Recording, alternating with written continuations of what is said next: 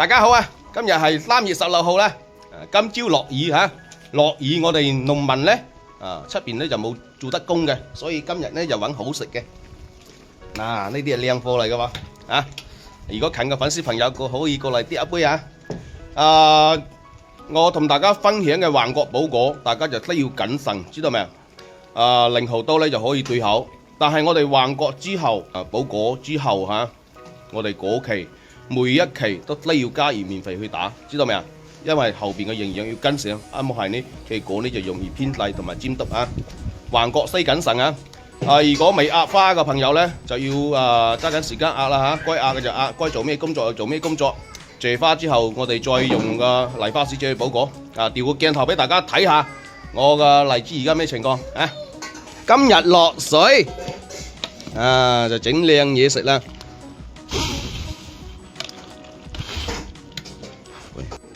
嗱，呢啲就係我個荔枝啦嚇，呢啲咧就基本上開始謝花啦。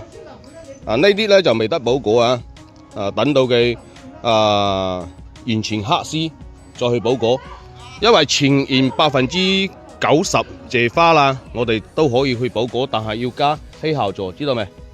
要加稀酵座啊！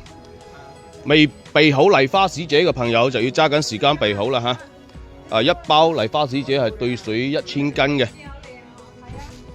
要加稀酵座啊，因為我哋妃子笑咧，佢後邊仲有批公花嘅。其他品種除咗妃子笑，其他品種咧就可以喺個謝花後就可以寶果噶啦。